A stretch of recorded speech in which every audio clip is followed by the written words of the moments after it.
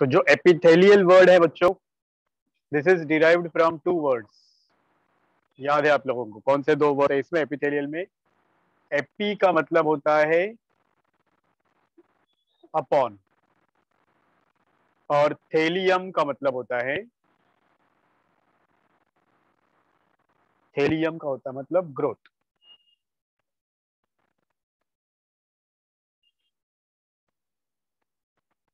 थेलिया is growth. समझ में आया? सो वेन एवर यू से एपिथेलियल टिश्यू, उसका मतलब होता है ऐसे टिश्यूज जो दूसरे टिश्यूज के ऊपर ग्रो करते हैं या फिर उनको कर करते हैं। Am I clear? Those tissues which grow upon other tissues, they will be your epithelial tissues. तो अब इस epithelial tissues के origin की बात करते हैं। I hope you all remember इनका origin किससे हुआ है? याद करो कौन से germ layer से बने हैं ये? याद आया? बोलो। They are derived from all the three germ layers बच्चों। एक्टोडर्म से बने हैं, मेसोडर्म से बने हैं, एंडोडर्म से भी बने हैं। याद आया कि नहीं? Yes or tell me? They are derived from all the three germ layers: ectoderm, mesoderm, endoderm. Am I right? आवाज आ रही है मेरी? सुन रहे हो आप लोग? Yes, sir. Yes, sir. ठीक है। So they are derived from all these three germ layers. तो इसको कुछ अलग अलग नाम से हम लोग जानते हैं। As they are derived from these different germ layers, we know them by different names. जैसे कि क्या? Like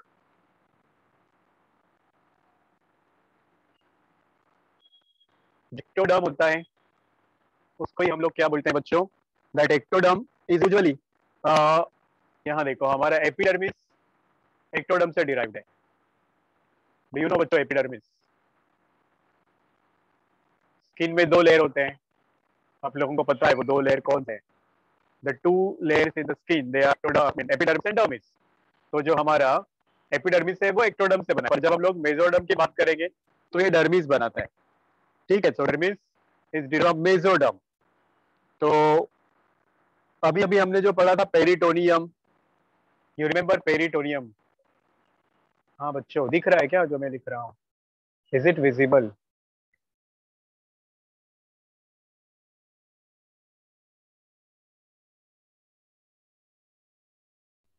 पेरिटोनियम, अभी अभी हमने जो देखा पैराइटल पेरिटोनियम, विसरल पेरिटोनियम, वो सब एक्चुअली एपिथेलियल टिश्यू है, बट वो कहाँ से अराइज होते हैं? कौन से जर्म लेयर से अराइज? एंडोडर्म से arise. Is this clear? And when you talk about endoderm से क्या अराइज होगा, तो मीनिंग ऑफ ब्लड विथ क्या आपको? डर्मिस मतलब ये कौन सा वाला ऑर्गन एक्टोडर्म से डिराइव्ड है, कौन सा वाला ऑर्गन मेसोडर्म से डिराइव्ड है, कौन सा ऑर्गन एंडोडर्म से डिराइव्ड है? This you need to remember. Okay बच्चों, ओके बच्चों, समय है बच्चों।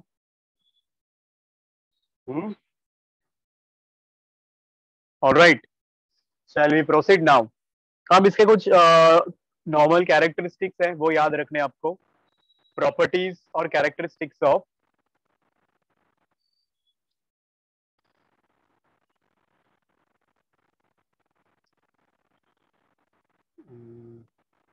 ये लैग कर रहा है बच्चों, अभी मुझे लगता है बोर्ड पे पढ़ाना पड़ेगा। Properties of epithelial tissues, correct? तो व्हेन वी से प्रॉपर्टीज ऑफ एपिथेलियल टिश्यूज, तो दैट इंक्लूड्स, सबसे पहला प्रॉपर्टी क्या होना चाहिए इसका, कि ये वाले टिश्यूज टाइटली पैक्ड होते हैं। बच्चों सुन रहे हो ना? पहला कैरेक्टरिस्टिक फीचर होता है इसका कि ये टाइटली पैक्ड होते हैं, एक दूसरे को चिपक, they are tight packed. Okay, दूसरा फीचर सुन लो, दे लैक ब्लड सप्लाई। ये एक इंपॉर्टेंट फीचर है इनका बच्चों, कि दे लैक ब्लड सप्लाई। ठीक है, they are not provided with the blood supply, तो ये एक इनका और इंपॉर्टेंट फीचर है, दे लैक ब्लड सप्लाई।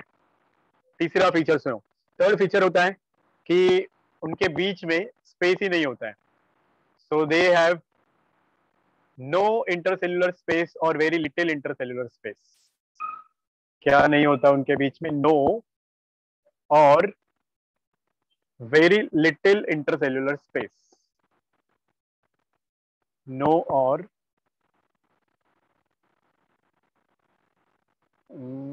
रुको बच्चों, मैं बोर्ड पे पढ़ाता हूँ आप लोगों को।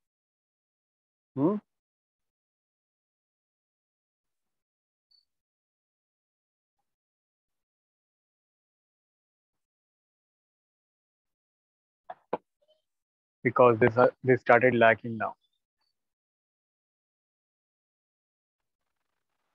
चलो, I hope now you are confident with the general features. एक बार फटाफट रिपीट करो मुझे, बताओ क्या क्या फीचर्स थे। भूमि, repeat the features, general features of epithelial tissues. Bhumi, come on, tell me. Bhumi, Yes, tell sir. me. Features repeat कर बड़ा, चल फटाफट स्टार्ट। जब भी हम लोग एपिथेलियल टिश्यूज बोलते तो उसके क्या क्या कैरेक्टर्स हमारे दिमाग में आने चाहिए? Tell Bhumi, you understood no? हाँ भूमि, यू अंडरस्टूड ना? Yes, sir. Understood. I'm just recalling. Okay, do it quickly, come on.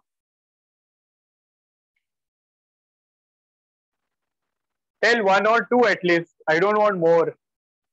You can tell at least two.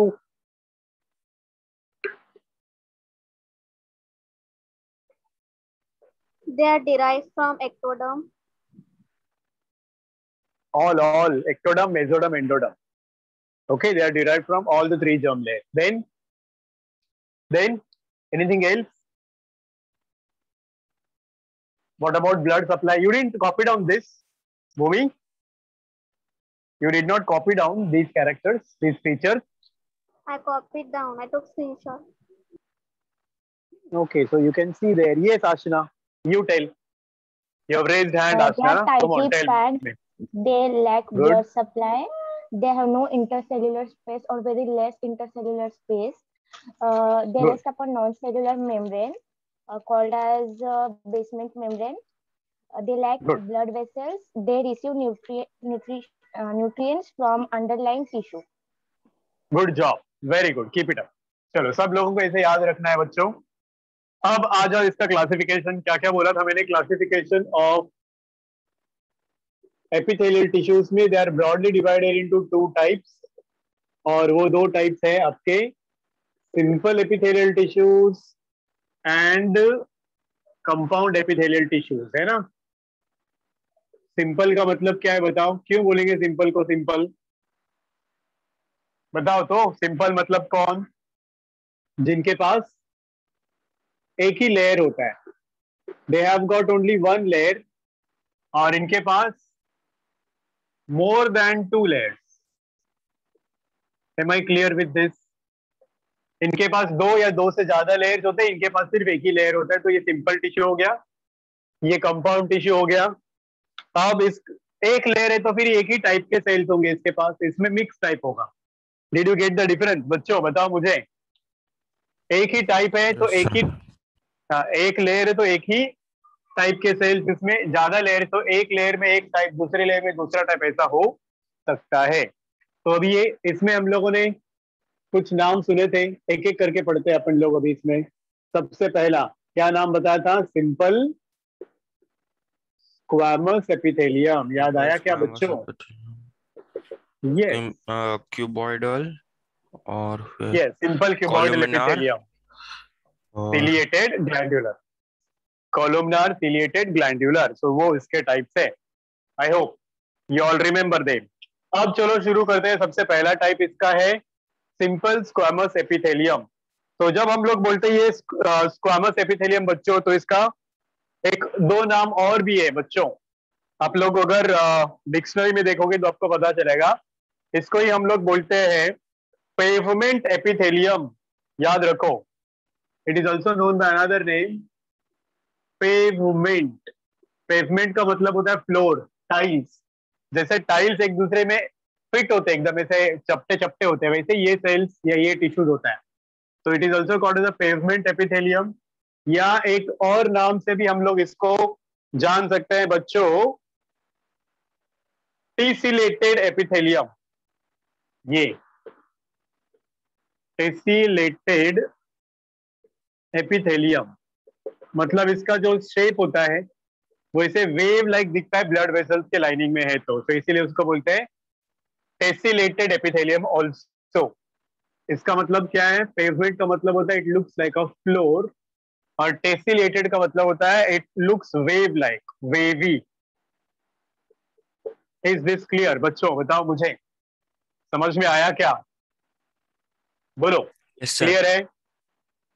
तो when you say this cuboidal epithelium means squamous epithelium, तो ये ऐसे हो गए tiles के जैसे। जैसे अब ये रहा आपका tissue, so it will be like this. ये देखो एकदम फ्लैट, ये पूरा ग्रुप है। So these are the cells. So here are your cells which are tightly packed with each other. Can you see this? बच्चों बताओ मुझे। और अब इनका न्यूक्लियस है इधर, which will be surrounded by cytoplasm. Am I clear? तो देखो अब इधर each cell now, अब इनका फीचर्स अगर हम लोग बताएंगे तो क्या क्या बोल सकते हैं हम लोग? शेप ऑफ सेल अगर एक एक देखेंगे तो shape of cell is like tile और flat, like your pavement, floor के जैसा होता है। Then they are polygonal also. We can also say they have many sides, so they are polygonal. They are polygonal, है ना? Are you Yes, sir. understanding? जैसे zigzag के जैसे एक दूसरे के साथ में फिट होते हैं। बाकी के बेसिक फीचर्स है, बाकी बेसिक फीचर्स में आएगा ये बेसमेंट मेम्ब्रेन जिसके ऊपर ये टिश्यूज रेस्ट करते हैं, ये वो इंटरसेल्युलर सब्सटेंस और मैटर सीमेंट के जैसा जो उनको एक दूसरे के साथ में बाइंड करके रखेगा, बांध के रखेगा। डिड यू गेट दिस बच्चों? प्लीज टेल मी, अंडरस्टूड और not? Yes, sir. Yes, sir. बताओ तो। ओके, तो अब पढ़ो इसका लोकेशन कहाँ होता है, वो सबसे इंपॉर्टेंट है। बाकी सब तो छोटी छोटी चीजें। So let's talk about location of these tissues. Functions क्या करेंगे वो भी उसमें डिपेंड उसमें आ जाएगा। देखो फंक्शन है इनका basically they help in diffusion of gases. इनका काम होता है डिफ्यूजन, मतलब गैसेस ही नहीं बाकी सब्सटेंसेस भी डिफ्यूज करते हैं। और दूसरा फंक्शन है फिल्ट्रेशन। कुछ पल्ले पड़ा बच्चों, क्या करते हैं ये tissues? They help in diffusion and they help in filtration.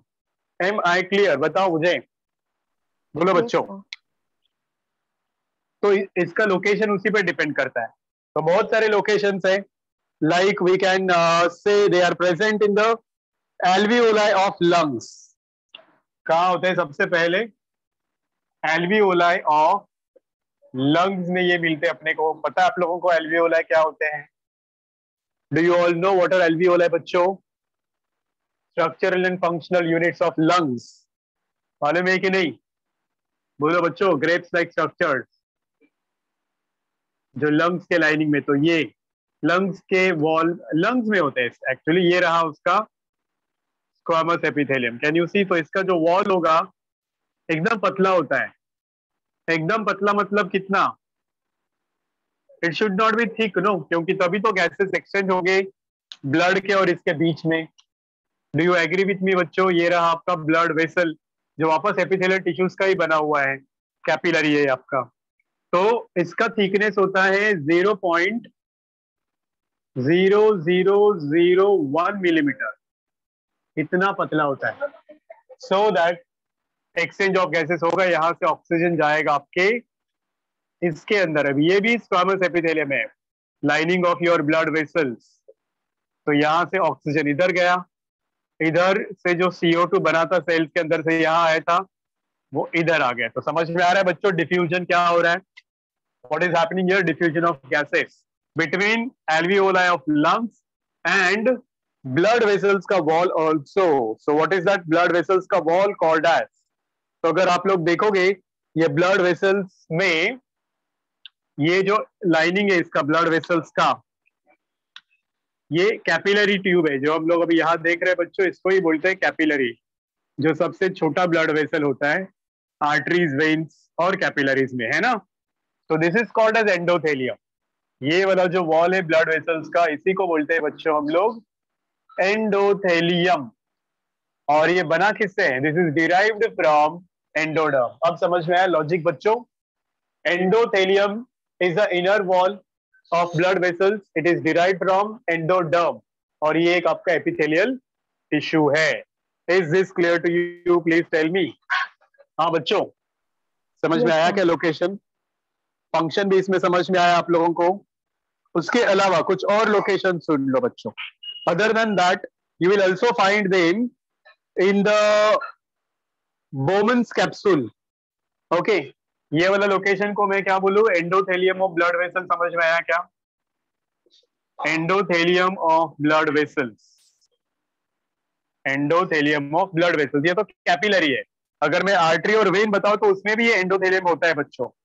अगर मैं आर्टरी का और वेन का ट्रांसफर सेक्शन बताऊं आपको, आपने देखा होगा, ये देखो, ये अगर टी एस ऑफ आर्टरी और ये टी एस ऑफ वेन, तो इसमें भी आपको मिलेगा. ये जो सबसे बाहर वाला वॉल होता है बच्चों, ये होता है आपका ट्यूनिका एक्सटर्ना. इसको बोलते हैं ट्यूनिका एक्सटर्ना. ये भी एपिथेलियल टिश्यूज ही है, ट्यूनिका एक्सटर्ना. ठीक है, ट्यूनिका मतलब वॉल, ट्यूनिक मतलब वो गर्ल्स का जैकेट होता है, आप लोगों को पता है ना, जैकेट या वो फ्रॉक होता है. तो ये बाहर है इसलिए ट्यूनिका एक्सटर्ना. फिर इसके नीचे होते हैं आपके मसल्स, ऐसे बहुत सारे circular muscles. Are you getting me? Please tell.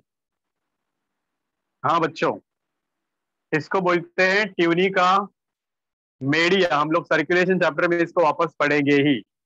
Tunica media middle layer है जो मसल्स का बना हुआ है, स्मूथ मसल्स का. और सबसे अंदर होगा आपका ये इनर वॉल जिसका नाम है tunica interna, made up of endothelium. किसका बना हुआ है ये बच्चों? एंडोथेलियम का. Is this clear? Please tell me. Tunica interna, this is the same. ये भी ट्यूनिका इंटरना मतलब आपका एंडोथेलियम ही है. मतलब आर्टरी में भी मिलेगा, वेन में भी मिलेगा, कैपिलरी में भी मिलेगा. कैपिलरी में ये एक्सटर्ना और मीडिया नहीं होता है, डायरेक्टली इंटरना होता है. Did you get this? Please tell me. हाँ बच्चों, समझा क्या? ठीक है, ये हो गया दूसरा लोकेशन. अब उसके अलावा what else location will you से? इज दैट बोमन्स कैप्सूल में भी ये हम लोगों को मिलता है. आप लोगों को पता है बोमन्स कैप्सूल बच्चों? बताओ मुझे. Do you know what is Bowman's capsule? Come on, tell me. Have you heard it? नहीं? Part of nephron. Yes yes, very good. तो नेफ्रॉन के पार्ट में अपने को ये मिलता है, ये वाला आपने देखा है, ऐसा कप शेप स्ट्रक्चर, याद है? इसी को बोलते हैं बोमन्स कैप्सूल. तो ये बोमन्स कैप्सूल में इधर होते हैं epithelial tissues, squamous epithelial tissues. और अभी स्पेशल स्क्वामस एपिथेलियल टिश्यूज होता है जिसका शेप ऐसे फीट लाइक होता है, तो इसको बोलते हैं पोडोसाइट्स. लिख लो ये भी लोकेशन में. Podocytes are the feet like cells. मतलब एक्चुअल शेप उसका ऐसा होता है, पैर के जैसा दिखेगा. Did you get this? Please tell me. जो यूरिन फॉर्मेशन में मदद करते हैं. तो ये पूरा स्ट्रक्चर क्या है? This is your Bowman's capsule. समझ में आया क्या? बोलो बच्चों. This is your Bowman's capsule. यहाँ पे भी आप लोगों को ये टिश्यूज मिलेंगे, प्लस हेनलेज लूप में भी. Do you know Henle's loop? Loop of Henle इसी में होता है. Henle's loop, Bowman's capsule, Bowman's capsule. This is the location of these tissues. Function है इसका डिफ्यूजन एंड फिल्ट्रेशन. कोई शक किसी को? Please tell me. बताओ बच्चों, जिसको नहीं समझ में आया पूछो, you can ask me, come on tell me. और एक लास्ट लोकेशन ऐड कर लो, आउटर वॉल ऑफ इंटेस्टाइन या outer layer of intestine, outer wall और आउटर लेयर ऑफ इंटेस्टाइन में भी यही होता है। कोई शक किसी को? Any doubt anybody? Please tell me. No sir. Confident everybody? तो शायद अभी ये वाला मीटिंग एंड होने को आया है। कितना टाइम बचा है Upamanyu? How much time is it showing? 4 minute. Okay 4 minutes. तो I can't start with the next issue, तो आप लोग इसी से मैनेज कर लो। ब्लर दिख रहा है क्या बोर्ड बच्चों थोड़ा सा? Is it no sir. Clear है ना? बिकॉज मेरे दूसरे डिवाइस में मुझे लगा। तो अब दूसरा वाला टिश्यू जो बचा है हम लोग उसको अगले क्लास में ही कर लेंगे। कौन सा टिश्यू बचा है अभी? दूसरा वाला, मतलब दूसरा वाला स्टार्ट करेंगे। बचा हुआ नहीं, बचे तो वैसे और ज्यादा हैं, but now we can't go ahead with that. अभी बताओ मुझे, लाइट इनफ है या फिर ज्यादा हो रहा है या रिफ्लेक्ट हो रहा है? सर रिफ्लेक्ट हो रहा है ना लाइट? रिफ्लेक्ट हो रहा है मुझे लग रहा है लाइट। सर हाँ थोड़ा सा हो रहा है, बस ऊपर के टॉप में, बाकी जगह पे तो ठीक ही है। चलेगा बच्चों, कोई बात नहीं। तो अब क्या करेंगे हम लोग अगले क्लास में? We will start with cuboidal epithelium. कल पढ़ते हैं वो, tomorrow we got class, right? We continue with cuboidal epithelium in tomorrow's class. आज यहाँ रुकते हैं। तो संडे टेस्ट के लिए प्रिपेयर करते रहो। अगर कुछ डाउट रहेगा, कोई प्रॉब्लम रहेगा, feel free to ask, okay? और सबको टेस्ट देना है, nobody will take it casually, lightly. ठीक है बच्चों? That's all for today. Bye bye, good night, Thank you, sir. Take Bye, care. sir. Thank you, bye sir. बच्चों, thank you children, bye bye and be regular.